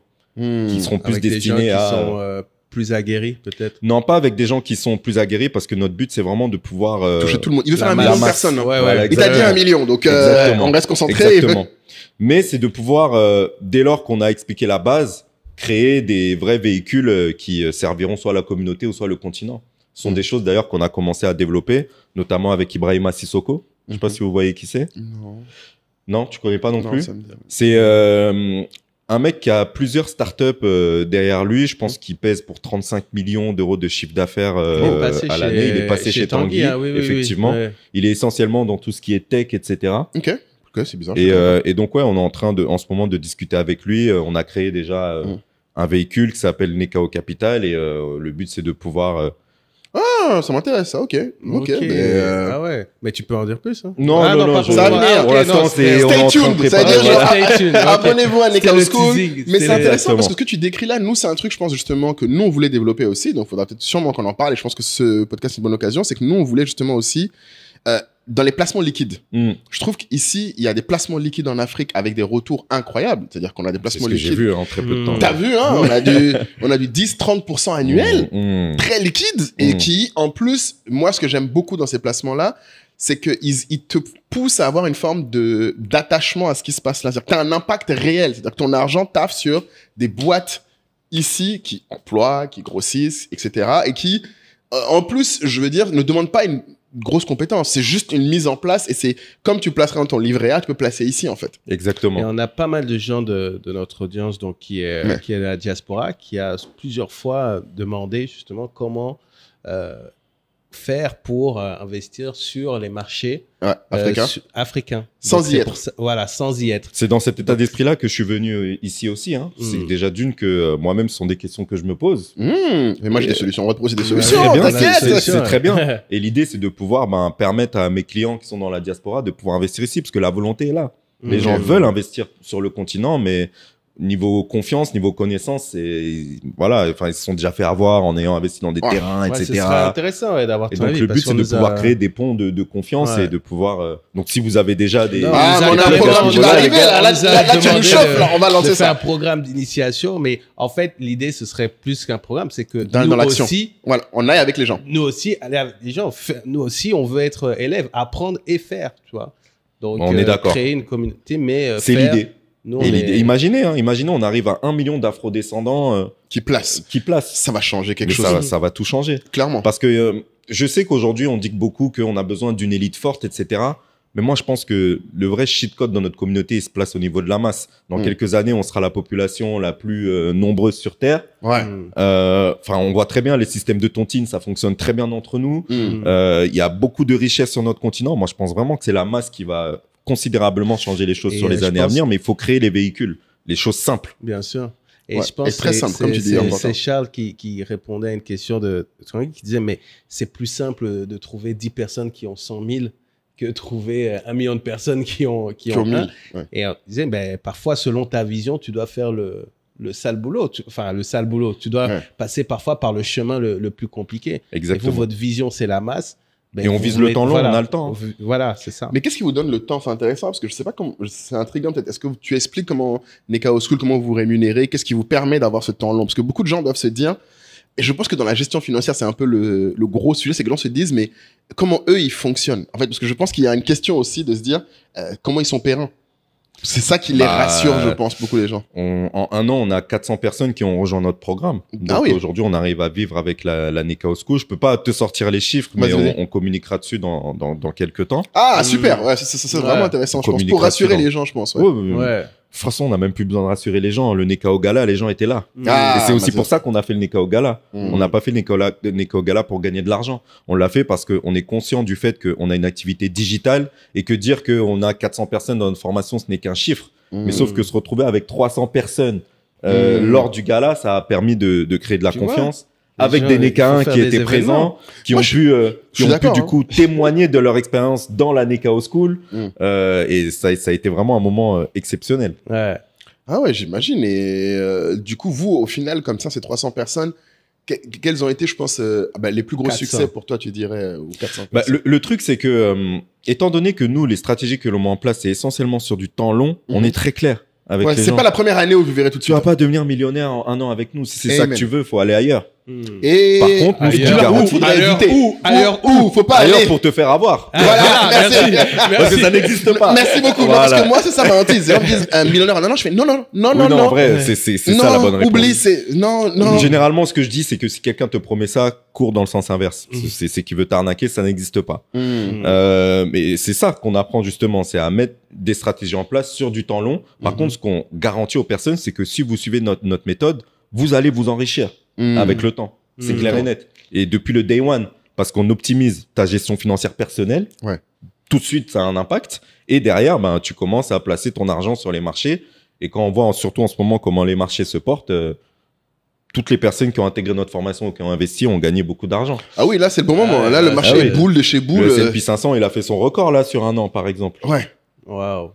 Ouais. Il a dépassé les 30%. Mais il faut leur dire, même quand il y aura une crise, c'est le moment aussi de faire du deal. Ah, mais ça, c'est ce qu'on leur apprend. Ouais, c'est ça. En vrai, c'est ça qu'on attend. nous. Mais Ah du ouais. coup, Mais Non, vous êtes encore mieux que moi. mais faut Genre, les mecs expliquer sont en parce que mode- c'est contre-intuitif. mais donc, quand tu rentres dans le programme, t'es accompagné quoi sur un an, il y a plusieurs, en vrai, il y a plusieurs programmes. Vas-y. Vous connaissez la technique des free boxes, comme on dit. Mhm. Il y a 3 propositions. La première, c'est la formation en ligne pour des personnes qui veulent se former seules d'un point de vue autodidacte, parce qu'il y en a. La seconde, c'est la formation en ligne plus les ateliers, sachant que ces ateliers sont menés une fois par semaine sur l'espace d'un mois, tous les samedis de 14h à 17h. Donc Tous ça les- fait ah en tout 12 heures de formation. J'aime bien le samedi 14-17h. Si tu veux y arriver, C'est là où ça se passe. lâche ton samedi. Dis, voilà. Bah, on connaît aussi nos clients, la plupart sont salariés, donc la semaine ils peuvent pas être Bien libres sûr. de 14h à 17h et nous c'est important qu'on puisse être présent sur eux, ça montre Et aussi puis leur 3 heures, c'est quand même volonté. sérieux. Ouais. C'est du pas- sérieux. C'est qu'on vient pas pour genre Ouais. 30 minutes, une heure. C'est du sérieux et ils sont formés donc par Tracy, par moi et par des experts en gestion de patrimoine qu'on a amenés, également aussi par maintenant des membres de l'Anekao School aussi, Ah, bien. Ah, voilà, oui, qui oui. ont pu développer des compétences et qui Ouais, c'est maintenant vraiment transmettent l'esprit de le message. communauté. Ouais, c'est top. Exactement. Ouais. En fait, c'est ça qui est beau avec l'Anekao School, c'est que on a porté le truc au début, mais aujourd'hui, ce sont les membres de l'Anekao School qui portent aussi ce projet. Parce que c'est un mouvement. Ouais. C'est un vrai mouvement qu'on a envie de, Ouais. de créer. Donc, ça, c'est pour la seconde proposition. Ouais. Sachant que pour les personnes qui veulent être financées sur un projet immobilier, c'est aussi quelque chose qu'on a la possibilité de mettre en place pour des personnes finançables. Et ensuite, la troisième solution, la solution iTickets pour des personnes qui veulent être suivies en face à face par Tracy ou moi. Les Ah ouais. moulailles. Ça, c'est les moulins. Ouais, moi, je prends toujours le truc le plus cher. Oui, parce que c'est ça High que ticket. c'est là où il y a le plus de value. Tu sais, et je pense que c'est là où t'apportes Mais beaucoup du aussi. coup, sans forcément, de toute façon, on n'a pas le temps d'entrer dans les détails des techniques, mais moi, j'aimerais quand même que tu nous parles du module mindset. Tu vois, j'aimerais, tu vois, que les gens puissent avoir quand même tiré quelques petits trucs actionnables ou peut-être les bonnes questions à se poser. En gros, quand vous rentrez dans le dur, là, dans le départ de cette formation, tu as dit le plus important, c'est le mindset, c'est ceux-là qui vont réussir. Qu'est-ce que vous leur dites à ce moment-là? Franchement, alors, déjà, on commence par leur faire réaliser qu'aujourd'hui, ils ont un certain âge. Combien de jours as-tu passé dans ta tu vas vie sur les trucs de sans- vie, là, c'est directement. Combien de jours as-tu Regarde-toi fait dans un jusqu'au jour- miroir. Ah, nous, ce qu'on aime calculer, en l'occurrence, c'est le nombre de... Vous connaissez les 30 000 jours? Non. Non? Ah, intéressant ça. C'est quoi ça? Je sens qu'il y a. Vous, je sens ça qu'il y a correspond du à lourd, quoi, là. 30 000 jours? 30 000 jours, c'est à peu près le Ouais, temps qu'il nous non. reste à vivre, je dirais. Non? Ou qu'on a vécu? 30 000 jours, ça correspond à 85 ans à peu près. Voilà, c'est le temps qu'on vit. Ah ouais. Ah, Mathématiquement. oui, d'accord, oui. Donc tu Voilà. vas disséquer ça. Ok. Exactement. On va Ok. disséquer ça. en J'aime beaucoup l'occurrence. quand ça commence à parler de mort, j'aime beaucoup. C'est que c'est concret. C'est que, non, mais c'est là on parle des vrais trucs. Tu n'as captes qu'une l'attention. là. Tu as aussi comment est-ce que tu considères l'argent? Pourquoi? Dans quel noyau familial tu as grandi? Comment tes parents considéraient l'argent? Comment est-ce que toi-même tu as considéré l'argent jusqu'ici? Wow. Et qu'est-ce que tu peux mettre en place pour considérer l'argent autrement? Parce qu'on a tendance à diaboliser l'argent dans nos communautés. Intéressant. Parfois par rapport aux religions, parfois par rapport à des traumatismes. Donc, vous voulez pousser à prendre conscience Obligatoire. Ok. Parce qu'en plus, on a Limite, vraiment c'est- des problématiques propres à nos communautés. T'es le fruit À de ce ton niveau-là. environnement, quoi. Vraiment. Mais Et on mais sur les l'illustre 30 000 aussi jours, avec, là, tu vas jusqu'où ouais, tu donnes un peu plus, là. Bah écoute, par rapport aux 30 000 jours, t'en es à combien de jours toi aujourd'hui, du coup? Ok. C'est simple, tu fais le calcul. Hein, Donc 30 000, c'est 80. C'est ça? C'est 80, 85 ans. 85. 85 ans. 80... Bon, on va dire, ouais. Donc j'ai toi, à t'es à peu la près moitié, 15 000 quoi. jours. Voilà, Toi, c'est t'as ça. à peu près 15 à la 000 On te, moitié. jours. moi, je on suis te pas fait loin. calculer ton nombre de jours, voilà, t'en es à combien aujourd'hui? Et donc, qu'est-ce que tu as fait d'un point de vue financier depuis le jour 1 jusqu'à aujourd'hui? Et combien Non, mais Donc, jour on te un, fait toi réaliser aussi, tu es que, a dur. priori, si tu n'as rien fait jusqu'aujourd'hui sur ta vie, c'est que, a priori, tu es en crédit, puisque tu as pas monétisé, enfin, tu n'as pas valorisé Ces ton jours-là. temps. Ton temps sur terre. Mais on te rassure T'as sur le fait servi qu'il à te rien. reste normalement du temps. Surtout, ce que j'aime bien dans cette logique-là, c'est que ça veut dire qu'il te reste beaucoup de temps. Ça dépend de ton âge. Ouais, voilà. Parce qu'on a des gens de tout âge. Mais je pense que même à 50 ans, même à 60 ans, je pense que moi, de mon Mais c'est expérience ça qui est financière, important, hein. c'est que les Absolument. gens ont tendance à sous-estimer le temps qu'il leur reste à vivre. Absolument. En vrai, tu as Dans les 60 deux ans, sens, en t'as fait. 60 ans, il te reste 25 ans possiblement de placement. En 25 ans, tu peux vraiment faire, Tu peux faire énormément beaucoup de choses. Et moi, c'est ce que je trouve qu'il y a Là où beaucoup de beaucoup de valeur. gens se disent qu'il est Oui, trop tard, mais ils non. se disent que mais si c'est pour pas en profiter. Ben, En fait, effectivement, il faut plus penser à tes descendants, mais t'as pas besoin de vraiment te mettre en grosse difficulté pour pouvoir assurer un minimum. Et c'est important de pouvoir transmettre quelque chose. Ouais. Alors, merci d'écouter ce podcast qui, j'espère, vous sera utile, qui est surtout, en plus d'être divertissant, vous sera quelque chose qui vous permettra d'apprendre. Et je sais que le mot apprendre est un peu galvaudé. C'est pas juste qu'on veut vous transmettre des informations. On espère qu'on va vous donner envie d'agir pour changer, pour être meilleur. Et il y a deux façons pour lesquelles dont vous pouvez agir pour ce podcast. La première, évidemment, c'est de vous abonner. Hein. C'est gratuit, ça ne coûte rien. Il y a une façon qui est payante, mais qui vous servira plus qu'elle nous servira. Et c'est de rejoindre la tribu SOA. Beaucoup de gens pensent que la tribu SOA, c'est juste un groupe Telegram, mais ils ne savent pas vraiment ce qu'il y a derrière. Un point sur lequel je voudrais revenir, c'est que si vous regardez bien, en fait, ce qui, j'espère, vous apporte de la valeur, c'est que nous, on partage notre expérience. Et surtout, ce que je pense que certains d'entre vous aimeraient quand ils nous écoutent, c'est partager la vôtre. Et en fait, la tribu, c'est ça. C'est plus un simple groupe Telegram. On a évolué vers une nouvelle plateforme encore plus dynamique. Certains disent quasiment que c'est un réseau social dédié aux gens qui écoutent le podcast SOA. Et dans ce réseau social, en fait, on échange, on apprend et donc on agit ensemble. Et si vous avez envie de co-construire le podcast, si vous avez envie d'améliorer votre plan, votre carrière ou de votre entreprise, ces trois choses supposent une action dès aujourd'hui et pas demain et pas dans 6 mois. C'est rejoignez la tribu SOA. Pour l'instant, ça ne coûte que 100 000 l'année, donc vous payez une fois et c'est terminé. Et comme on a une nouvelle plateforme et comme vous le savez, une nouvelle année amènera sûrement de nouveaux tarifs, donc dépêchez-vous. J'espère vous rejoindre très vite dans la tribu SOA. Mais moi, ce que je dirais que même au-delà de transmettre, même si tu es un pur égoïste, c'est juste ta fin de vie, tu ne pourras pas travailler autant que le début de vie. C'est vrai aussi. Et c'est là où je pense que la culture financière est importante, c'est que le plus tôt ton argent... En fait, il n'est jamais trop tard pour que ton argent travaille pour toi, parce que tu te rapproches du moment où toi, tu ne pourras plus travailler autant. Ouais, donc si tu vieillis, moi, en tout cas, la conviction que j'ai de mon expérience, c'est que le niveau d'énergie que j'ai est incomparablement plus faible que même il y a 5 ans. Donc, plus le temps avance, plus je me dis, il faut que mon argent taffe. Parce que je vais pas pouvoir taffer. Si je suis déjà comme ça aujourd'hui à 37 ans versus quand j'avais 30 ans, j'imagine pas que ce sera à 45. Absolument. Et au-delà de ça, t'en as beaucoup qui ont des rêves. Genre, j'aimerais faire un jour le tour du monde. Intéressant ça. Mais est-ce que ça va venir par hasard, faire le tour du monde? C'est quelque chose qui se finance. Donc, vous Donc leur tu prévois de le faire. les questions sur leur rêve. Mais clairement, tout démarre de là. À un moment donné, si tu as des objectifs dans ta vie, ne pense pas que ça va se faire par hasard. C'est quelque chose qui doit être planifié. Ouais. Et la bonne nouvelle avec l'argent, c'est que c'est quelque chose qui peut être quantifiable. Si tu sais que tu veux faire un tour du monde, combien ça te coûte, dans combien de temps tu veux le faire, et qu'est-ce que tu dois mettre en place pour pouvoir en arriver là dans tel temps. C'est vraiment quand tu dis ça parce que nous, on aura fait un mastermind sur le plan de vie. On a une communauté. Parce qu'en fait, un épisode sur 2, on se rend compte que chaque fois, on dit si tu n'as pas de plan, tu vas nulle part. Complètement. Mais on s'est rendu compte que les gens ont du mal à savoir concrètement qu'est-ce qu'on entend par plan. Ouais. On s'est dit, même un épisode, on ne pourrait pas l'expliquer. Donc, on s'est dit, effectivement, on va faire un mastermind. Et ce qui est intéressant, c'est que, il y a le truc que je redis à chaque fois, c'est que moi, j'ai fait mon testament à 25 ans. Et l'une des étapes de mon testament, c'est qu'il y a un énoncé de mission, qui est aussi donc ce cheminement où tu dis. Et en fait, souvent, ce qui choque les gens, c'est que je leur montre ce document. Et en fait, à 25 ans, j'ai dit, c'est tout ce que j'avais envie de faire. J'avais dit, oui, je voulais aller au Victoria's Secret Fashion Show avant tel âge. Je veux aller au Brésil. Tu vois, mais c'est super. Ça va des trucs les plus banals. Absolument. Aux plus extravagants. Tu vois, je veux gagner 10 000 € par mois. Et c'était écrit, tous les 5 ans, j'avais une liste de choses que je voulais faire. Oui, monsieur. Mais ce que tu décris, c'est intéressant, c'est que tu décris, en fait, à un moment, la question, c'est comment tu finances tout ça. Et c'est en fait, quand tu le fais, tu te rends compte, déjà, tu te rends compte que tu as plus de temps qu'imagine, parce que moi, ce qui m'a surpris, en faisant cet exercice, et je l'ai dit, c'est, en fait, je me suis rendu compte qu'en fait, le temps était long.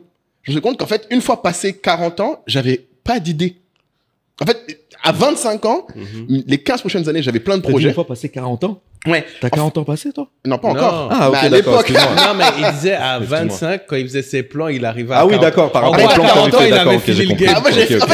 En fait, et c'est là que je me suis rendu compte qu'en fait, on a tendance à surestimer nos besoins et sous-estimer le temps qui passe. Moi, je me suis rendu compte à 40 ans, je fais, mais en fait, merde, maintenant, en fait, je peux juste faire des trucs pour les gens. En fait, et c'est terrible parce que tu te rends compte que, en fait, ce qui te rendra vraiment content à 40 ans, parce que oui, l'autre exercice, ça, on en a parlé, c'est, je me suis imaginé à mon enterrement. Tu prends 1 heure où tu décris ton enterrement. où tu te dis qui devrait être là. C'est pas là que t'as fait pleurer ta mère. Oui, ma mère était énervée. Franchement, elle était très énervée. Mais c'était triste parce que je lui ai dit, mais en fait, c'est la seule certitude, maman, c'est que je vais mourir. Enfin, on arrive, on a une seule certitude, c'est qu'on va crever. Ça, c'est la seule certitude qu'on a. Tout le reste, c'est Inch'Allah.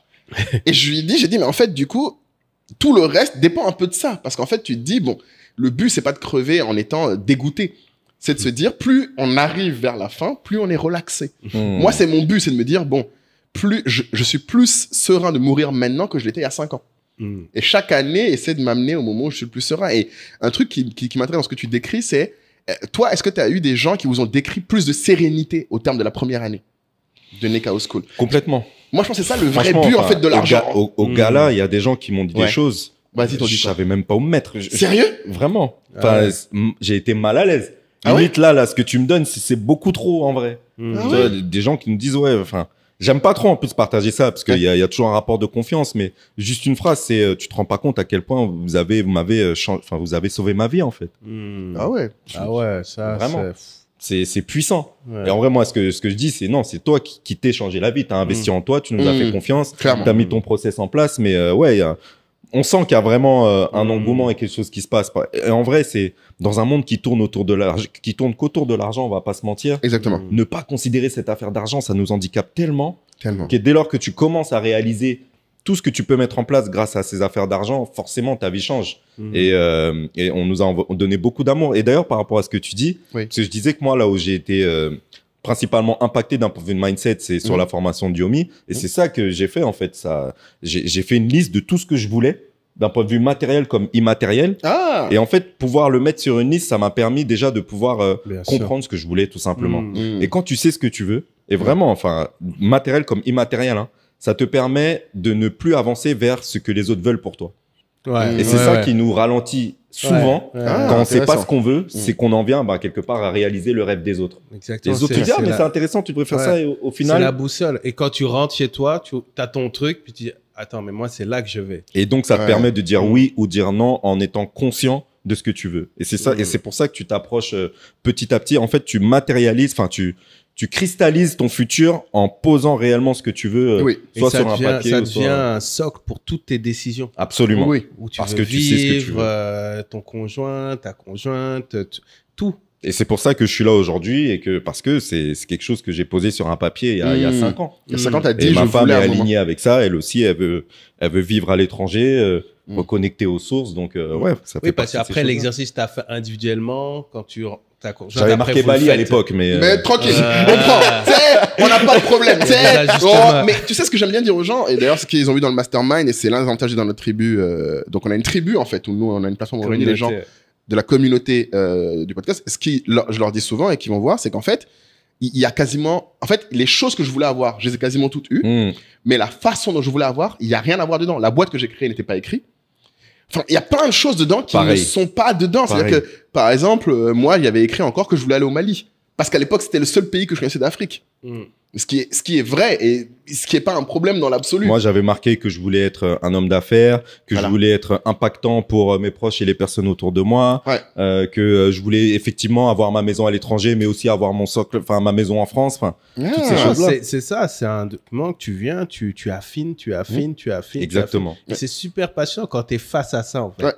Et moi, c'est l'un des trucs, je pense que je suis le plus prêt à... Limite, bon, j'adore le faire pour les gens parce que je me rends compte que moi, je l'ai fait avec mes amis. Mais ce qui est passionnant quand je l'ai fait, parce que ça fait aussi 5 ans que je fais de la thérapie, c'est que j'ai demandé à ma thérapeute si je pouvais lui montrer.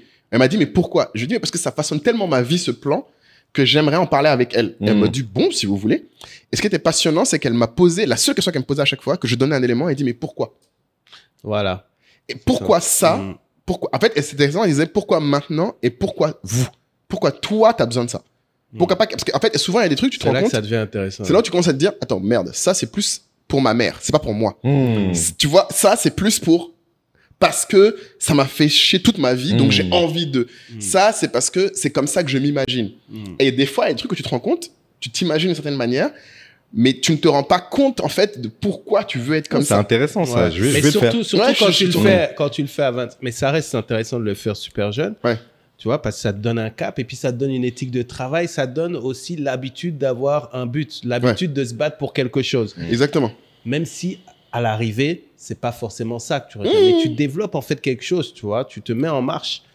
Mais derrière, le pourquoi j'ai marqué ça, ça, c'est très dur de répondre à ces questions très jeunes. En fait, même la question du pourquoi, tu te la poses plus vers la trentaine, ce genre de choses. Mais j'ai l'impression qu'en fait, c'est juste que quand on est plus jeune, on se la pose très peu. Oui, c'est ce que je dis. Parce que j'ai l'impression qu'en fait, les gens ont la réponse. Hein. Si tu leur demandes, c'est difficile au début, mais en fait, les pourquoi sont toujours des choses que tu as des fois honte de dire. C'est que les conversations sont difficiles. Même, et que tu as honte parfois même à toi-même. À toi-même, oui, non, c'est des conversations difficiles. Ouais, et je pense que, sur l'instant T, c'est pour ça que c'est important simplement de marquer sans réfléchir. C'est parce qu'effectivement, tu te retrouves face et tu peux, avec le temps, trouver des pourquoi. Mais sur le coup, tu peux ne pas forcément le savoir. Surtout quand, moi, j'avais quoi, j'avais 25 ans, t'es pas encore bien fini, t'es pas particulièrement bien avancé dans ta vie, tu ne te connais pas complètement, mais je pense juste que c'est nécessaire pour te donner la première impulsion. Et après, avec le temps, au fur et à mesure que tu avances, tu apprends à te connaître, tu dis, ah, ça, finalement, c'était peut-être pas pour les bonnes intentions que je voulais ça, et tu peux modifier les choses. Moi, la chose qui m'a percuté lorsque j'ai voulu justement travailler ça avec mes élèves, c'est que je me suis rendu compte qu'il y en avait qui avaient peur de marquer ce qu'ils voulaient réellement sur un papier, par peur d'être déçus derrière. Est-ce que je vois pas trop? Vraiment. Ouais, mais si je l'atteins pas, ça me met mal à l'aise, je sais pas trop. C'est compréhensible. Et c'est terrible, c'est que au contraire, s'ils ont peur, il faut qu'ils le planifient. Parce qu'il y a puis moi je dis c'est pas grave de ne pas y arriver. Je comprends.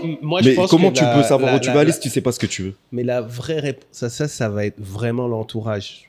Je pense que c'est vraiment, il faut que faut que un entourage une safe space qui va certaines personnes qui vont dire mais c'est pas grave si tu n'atteins pas, et d'autres qui vont dire t'inquiète pas, on va y arriver ensemble.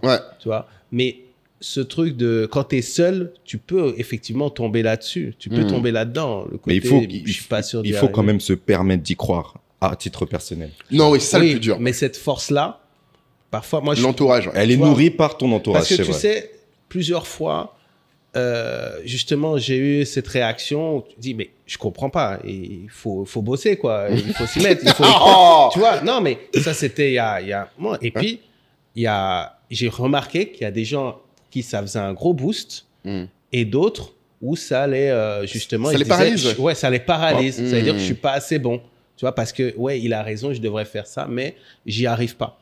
Moi pour le coup, les gens qui ont peur, parce que souvent ils savent pas pourquoi ils ont peur, je rentre dans le pourquoi. Oui. Dis, ok, pourquoi? Dis-moi un exemple. Qu'est-ce qui est là, par exemple, te fait peur et pourquoi?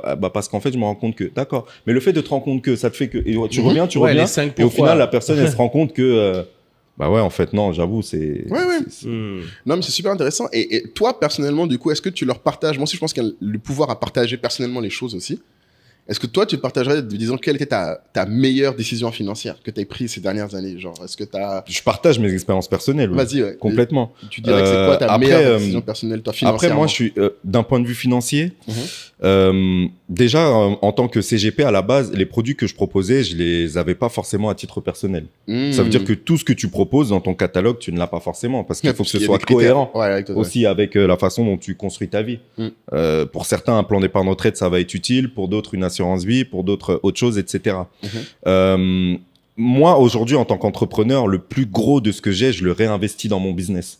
Intéressant. J'ai investi maintenant aussi sur les marchés, sur la crypto, mais plutôt pour tester les marchés.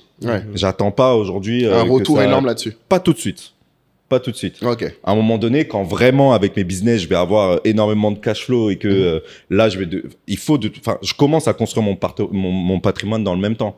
Mais j'ai fait face à des difficultés que d'autres n'ont pas. Exemple, je suis pas salarié. Donc pour être financé pour un projet immobilier, c'est mort. En France, du moins. Et comment t'as fait du coup ça? Pour l'instant, je suis pas propriétaire. Par contre, j'ai investi en bourse, j'ai investi en crypto, j'ai investi dans du private equity, j'ai de la SCPI, je fais essentiellement des placements liquides aujourd'hui. Non, c'est très logique. Et je pense que quand je vais venir ici, je vais davantage m'intéresser à l'immobilier. Ah ben écoute, ça ici, on a plein de gens à te... Mais pas que. Un peu, mais liquide et autre, parce que l'immobilier, moi j'ai fait beaucoup d'immobilier par erreur, je pense, enfin, pas par erreur, mais je pense que c'est Après, la SCPI, c'est de l'immobilier. C'est les SCPI, c'est de l'immobilier, mais moi ce que j'ai regretté, c'est que je pense que, bon, c'est un truc dont nous on parlera beaucoup, je pense, si on fait un programme Investir et Épargner, c'est les horizons de temps. Et je pense que j'ai trop mis, moi, dans les choses illiquides. Mais parce que j'étais obsédé par ma génération précédente, mes parents n'avaient pas.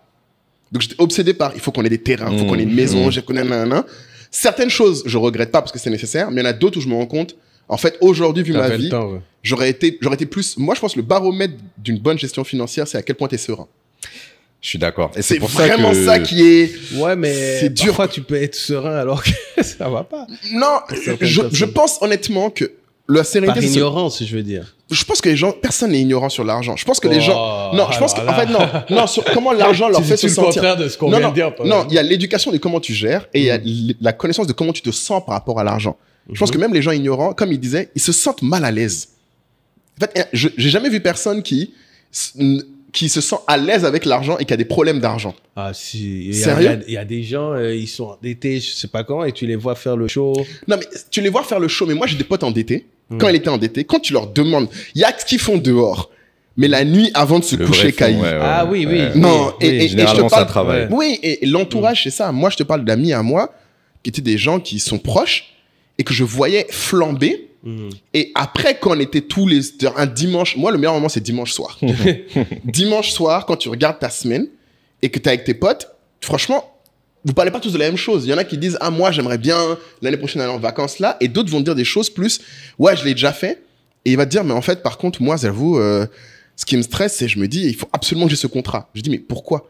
Tu dors pas à cause de ce contrat, pourquoi? Parce que si je l'ai pas, je peux pas payer mon loyer. Alors que c'est le même gars qui a fait X vacances, et il va dire, si j'ai pas ce contrat, je peux pas payer mon loyer. Et tu fais, mais frère, comment c'est possible? Et là, tu te rends compte qu'en fait, oui, il a des angoisses, en fait, qui sont là, qu'il compense des fois par de la grosse dépense, mais je pense vraiment que les gens ne s'écoutent pas assez. Parce qu'en vrai, quand l'argent, là, tu peux pas faire comme si tu sais pas.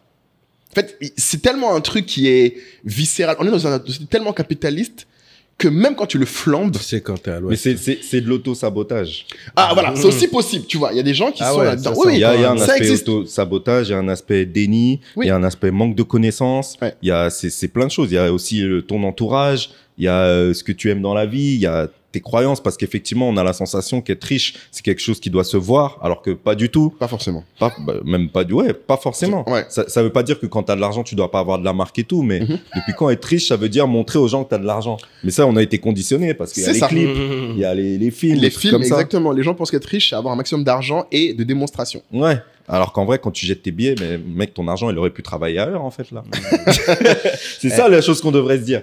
Et un des derniers trucs que je voulais te demander, c'est est-ce que vous indiquez aussi à vos élèves parfois l'importance de développer des nouvelles sources de revenus, ou ça fait pas partie de votre... Ça fait partie des choses que l'on mettra en place après. D'accord. Là, aujourd'hui, on est vraiment avec sur... ce qu'ils ont, quoi.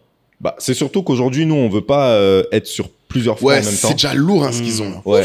C'est ça, en fait. C'est qu'il y en a déjà beaucoup qui accompagnent sur développer d'autres sources de revenus dans l'entrepreneuriat, etc. Mais très peu dans la finance. Ouais. Et si on n'est pas assez installé dans la finance, on risque très vite de se perdre dans l'autre. Donc, étape par étape. Quand on a dit non, on a le temps, l'année KO, c'est une fusée à plusieurs étages. Déjà, si on peut vraiment démocratiser les notions d'éducation financière et de finance dans la communauté, ce sera une très belle première étape. Après, bien évidemment, comme on est des entrepreneurs et des amoureux de l'entrepreneuriat, ce sont des choses que l'on partagera un peu plus tard. Ouais. Okay. En tout cas, si vous voulez le faire, nous, on est chaud. Moi, personnellement, ça me passionne. Comment faire gagner plus d'argent aux gens? C'est la base. Franchement, c'est passionnant. Et j'ai oublié de dire dans notre credo, Kai, nous, on veut faire en sorte que les gens soient épanouis, trouvent leur chemin, parce que leur chemin n'est pas celui des autres, soient épanouis, et qu'entre-temps, ils fassent de l'argent. Mais c'est vrai que c'est le truc, nous, qui nous passionne dans ce podcast. Et vraiment, merci d'avoir partagé ça, parce que je me rends compte que même toi, ton chemin était super intéressant, en fait. Parce que les gens, je sais pas à quel point beaucoup de gens savaient ton chemin avant d'en arriver là aujourd'hui. Je sais pas non plus. Mais j'ai pas de secret, en tout cas. Mais c'est vrai que, en ce qui me concerne, les choses sont allées extrêmement vite. Et c'est fou de voir à quel point les choses sont bien faites, même à l'image de ce qui se passe là. Je suis pas venu ici en me disant que je participerai à ce podcast. C'est vrai. Mais je sors, on se croise, tu me proposes de Faut que venir. tu rembourses mes cocktails. Ah bon, c'est moi qui rembourse. Et soit rembourse. Mais Et je suis quelqu'un de très spirituel, donc je crois pas au hasard et je trouve que les choses sont très bien faites. Donc, Mais en plus, tu m'avais écrit pour que je participe potentiellement à un de vos. ouais. En plus, donc c'est vraiment. D'ailleurs, on avait échangé. Ouais, je sais, j'avais dit oui, moi, bien sûr, avec plaisir. Vous viendrez, toi aussi, d'ailleurs. Ouais, bien sûr. Vous me dites, dès que vous venez en France, vous venez sur mon podcast. Ouais, avec plaisir, franchement. Mais en tout cas, ouais, dans ton parcours, ce qui est vraiment marquant, c'est que c'est ton amour pour l'apprentissage. Ouais. Tu vois, dans chaque tes trucs, quand tu as parlé des vidéos, on voit que tu disais que tu faisais pas juste des vines, tu allais jusqu'au bout du délire. Quand tu as parlé j'ai écrit, j'ai monté, j'ai tout fait. Quand tu as parlé de vente à Châtelet, quand tu as parlé de vente en tant que conseiller en gestion de patrimoine, et surtout quand tu as parlé de dropshipping où là, tu es rentré dedans, tu as saoulé. Tu vois, et on dit souvent, c'est à un moment donné, essayez d'identifier à quel moment vous devenez obsédé par ce que vous faites la majorité de votre temps, parce que là, vous tenez sûrement un truc. Et toi, quand tu es entré dans la gestion de patrimoine, je pense que même quand tu étais dans le dropshipping, le marketing digital, ça a dû être un truc aussi où tu t'es pris une claque, où tu as dû en parler. Pour moi, j'étais persuadé que j'allais faire du e-commerce à ce moment-là. Ouais, et normal. derrière, maintenant, je fais plus de la formation, mais c'est lié, c'est presque la même chose. Ouais. Mais je trouve qu'elle aussi était très pragmatique, hein, quand même. Je trouve que, bon, après, les gens nous diront, hein, ils ont écouté la conversation, mais moi, j'ai beaucoup aimé le fait que tu aies pu te dire, à un moment, il faut que je prenne n'importe quel taf, il faut que je fasse de l'argent. Ah oui. En fait, tu l'as pris avec un niveau de sérieux, je trouve et d'humilité, hein, parce qu'il y a beaucoup de gens qui, je pense, qui n'auraient jamais assumé de se dire, j'ai plein de followers, mais il faut que je fasse de l'argent. Ouais. Il y a des gens qui auraient jamais assumé de laisser cette... Il faut accepter de savoir se rabaisser, se salir les mains et voilà, faire les choses. À un moment donné, si c'est quelqu'un d'autre qui t'apporte ton pain, il y a un problème. Surtout quand t'es un homme. Mais même ta famille, je pense que t'as voulu être responsable. Je sais pas à quel point. Ouais, c'est quelque chose qui est commun. Je trouve pas que ça soit si commun. Quand tu rencontres, quand tu décides justement que avec celle-là, avec ta femme, vous allez construire quelque chose. Ouais, d'une part, et puis enfin, quand t'aimes la personne, moi, tu vois, j'aime ma femme, que tu la vois charbonner au quotidien, ramener l'argent et que toi, t'en ramènes pas. Enfin, à un moment donné, regarde-toi dans une glace. Moi, je me suis regardé dans une glace et je me suis dit non, tu vois, pour moi, être un homme dans une maison, ça veut dire quelque chose. Et je ne remplissais pas tout ce qui fait qu'on est un homme, enfin, qu'on devrait être un homme à ce moment-là. Pour moi, je ne le remplissais pas. Ouais, mais tu vois, ça crée beaucoup de frustration chez beaucoup de gens qui le compensent ou en trompant ou en frappant ou etc. Et toi, tu l'as canalisé. Et utilisé en... Tiens, ça, c'est quand même... Ça a pas été simple. Ouais, j'imagine, parce qu'en fait, on n'en parle pas, ça a l'air... Non, mais je tiens à le souligner, parce que, comme j'ai dit, j'ai vu plein de gens passer par des situations comme ça, et ça ne finit pas toujours avec ce type d'action. Et c'est louable. En tout cas, nous, j'ai toujours cru en ma bonne étoile. On la remercie de t'avoir supporté. Ouais, merci. Merci. Et aujourd'hui encore, hein, parce qu'on sacrifie beaucoup. Elle sacrifie beaucoup, même aujourd'hui encore, pour pouvoir voir tout ça se réaliser. Notamment, enfin, on parle souvent des femmes ou des hommes de l'ombre. Mais c'est pas évident de se sacrifier pour voir son partenaire réussir, parce que tu as aussi ta vie à titre personnel que tu dois pouvoir mener, et ça représente pas mal de challenges au quotidien. Ouais. Non, mais ok. Hein. Écoute, du coup, il nous reste la tradition de fin. Ouais, la tradition, donc le mot de la fin. Ah, ouais. Allez sur le mot de la fin. Donc, c'est le mot que tu vas... Vraiment un mot, hein, tu vas utiliser, soit le mot que tu veux qu'ils retiennent, ou soit le mot qui résume notre conversation.